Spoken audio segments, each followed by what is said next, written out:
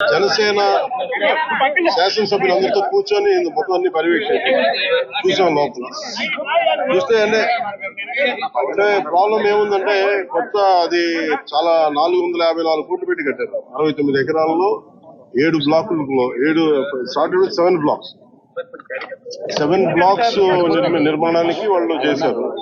అది కూడా ఏం చేశారంటే ఎక్స్టెన్షన్ ఆఫ్ ఎగ్జిస్టింగ్ రిసార్ట్ కింద చెప్పారు. వాళ్ళు గవర్నమెంట్ జీవోలో ఏముందంటే existence redevelopment of existence resort. That's how they have raised the bill. దాంట్లో 2 బ్లాకులే పెట్టారు. ఫస్ట్ వాళ్ళు పెట్టింది ఏంటంటే 7 బ్లాక్స్ లో బడ్జెట్ ఒకదానికి 90 పైన, ఇంకో దానికి 70 పైన, 2 phases లో ఇంతే. వాళ్ళు స్టార్ట్ చేసినప్పుడు 164 కోట్ల రూపాయలు 164 కోట్ల రూపాయలతోటి 7 బ్లాక్స్ ప్లాన్ చేశారు. కట్టేటప్పటికి అది 7 బ్లాక్స్ గా పూర్తి చేయాలి. 4 బ్లాకులు కట్టి మనం చూస్తే 4 బ్లాక్ అంటే బిల్డింగ్ కాదు. Residential block is 1, CMO office is 1. ఇవన్నీ కూర్చొని అలాగా వాళ్ళు 7 బ్లాకులు ప్లాన్ చేసుకుంటే 4 బ్లాకులే కట్టారు. 7 బ్లాకులకి వాళ్ళు ప్లాన్ చేసినప్పుడు 92 కోట్లు ఫస్ట్ ఫేజ్, రెండో ఫేజ్ 53 కోట్లు. సో రెండో కొంచెం అటు ఇటుగా పెడితే 160 కోట్ల పై చిలుకు వాళ్ళ ఒరిజినల్ ప్లాన్. అది ఏదైనా సరే ఇంకో చోట పైకి వెళ్ళిందంటే ఒక 2 ఇంతలు అవుతుంది. కానీ ఇది 454 కోట్లు అయింది. Not even for the entire 7 blocks, it is only 4 blocks. 4 బ్లాకులకే 454 కోట్లు అయింది. ఒరిజినల్ ప్లాన్ 92 కోట్లు ఫస్ట్ ఫేజ్, సెకండ్ ఫేజ్. దీనికి లోపలికి వెళ్ళి చూసి నేను వచ్చినప్పటి నుంచి కూడా మమ్మల్ని ఒక గత కాలం రానివ్వలేదు. ఇప్పుడు ఏమైపోయింది, ఒక డ్యామేజ్ జరిగిపోయింది. ఋషికొండ ఒకప్పుడు ఇక్కడ రిసార్ట్స్ ఉన్నప్పుడు టూరిజం మన శాఖకి ఆదాయం 7 కోట్లు ఉంది.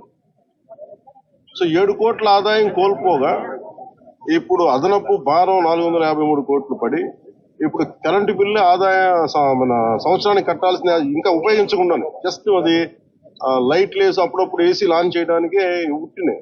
జస్ట్ ఆన్ చేసి ఆఫ్ చేయడానికి పనిచేస్తున్నది సక్రమంగా అనుకోవడానికి అది సంవత్సరానికి 1 కోటి రూపాయల పైన 15 లక్షలు అవుతుంది. దాని మీద అప్లై ఈ మెయింటెనెన్స్ వీటికి 1.5 కోటి అవుతుంది. Just mayor maintenance. ఇదివరకు 7 కోట్ల ఆదాయం.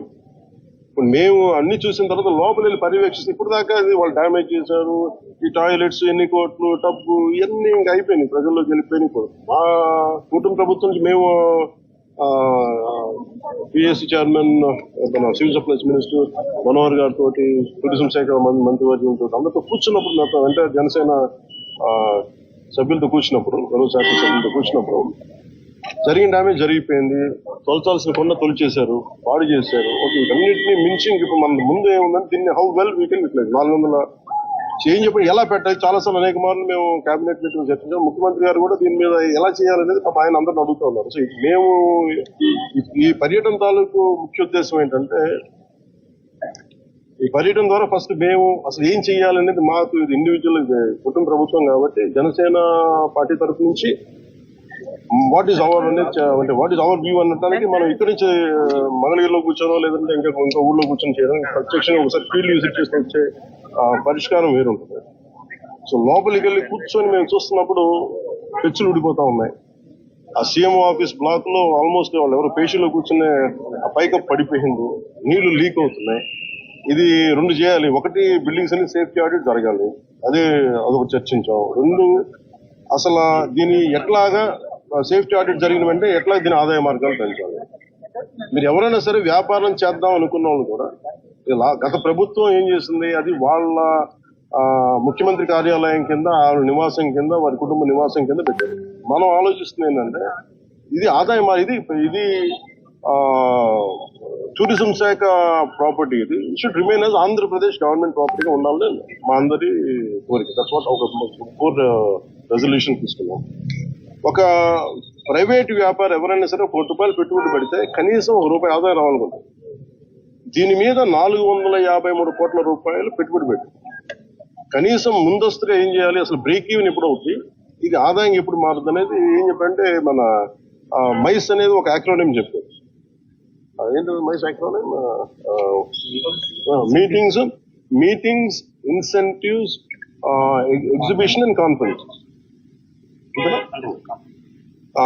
ఇది ఏంటంటే దుబాయ్ ఇస్ మైస్ డెస్టినేషన్ అంటారు. అలాగే వైజాగ్ ఇది మన మీటింగ్స్ కానీ లేదంటే ఏదైనా పెట్టుబడులు పెట్టడానికి ఇన్సెంటివ్స్ ఇవ్వడానికి కానీ లేదంటే కాన్ఫరెన్స్ పెట్టుకోవడానికి బ్యూటిఫుల్ ప్లేస్ కాన్ఫరెన్స్ పెట్టుకోవడానికి లేదంటే ఎగ్జిబిషన్స్ పెట్టుకోవడానికి వీటన్నిటికీ కూడా డెస్టినేషన్ మ్యారేజ్ వీటన్నిటికీ ఉంటుంది. దాంట్లో భాగంగానే దీన్ని మైస్ ఈవెంట్ టోటల్ పాలసీలు దీన్ని పెడితే బాగుంటుందని కోరిక. అలా కాకుండా మనం 453 కోట్లు పెట్టి దీన్ని ఒక ఎగ్జిబిషన్ లాగా అందరూ మేము ఇచ్చిన మేజర్ ప్రపోజల్ ఏంటంటే మేము తీసుకున్న మేజర్ రెజల్యూషన్ ఏంటంటే it is not about football.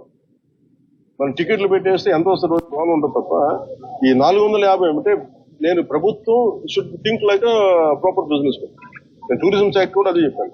మీరు 453 కోట్లు ప్రజాధనం పెడితే 453 కోట్లు ఎప్పుడు బ్రేక్ ఇన్ అవుతే అది ఎప్పుడు ఆదాయం వస్తుంది. ప్రభుత్వం నుంచి తీయడం కాకుండా అందుకని దీన్ని డెస్టినేషన్ వెడ్డింగ్స్ లేదంటే అన్ని కలిపి ఈవెంట్ చేయాలి. దీని మీద కూర్చోబెట్టి ఇమీడియట్ గా దీన్ని ఈ వింటర్ లోపు దీన్ని ఒక నిర్ణయం తీసుకున్నాక. ఎందుకంటే నాకు ఈ టెండర్స్ ఎలా చేస్తారో నాకు తెలియదు, అవగాహన లేదు కాబట్టి దాని మీద అందరూ కూర్చొని చర్చించమని చెప్పారు. ఇది మేము గౌరవ ముఖ్యమంత్రి గారికి దీన్ని మా రెజల్యూషన్ తెలియజేస్తాం. ఎందుకంటే వాళ్ళు కూడా మన ముఖ్యమంత్రి గారు కూడా ఏమంటారంటే చాలా సార్లు మీరు ఏదైనా ఒక ప్రపోజల్ తోటి ఒక సలహాతో మేము తీసుకెళ్తాం. అనేక పర్యాలు కేబినెట్ మీటింగ్ చర్చ దాంట్లో భాగంగా మేము ఇక్కడికి వచ్చి కూర్చొని ఇది కుటుంబ ప్రభుత్వం జనసేన ప్రపోజల్ గా దీన్ని ఎలా చూస్తున్నాం అనేది వారికి తెలియజేస్తాం. అలాగే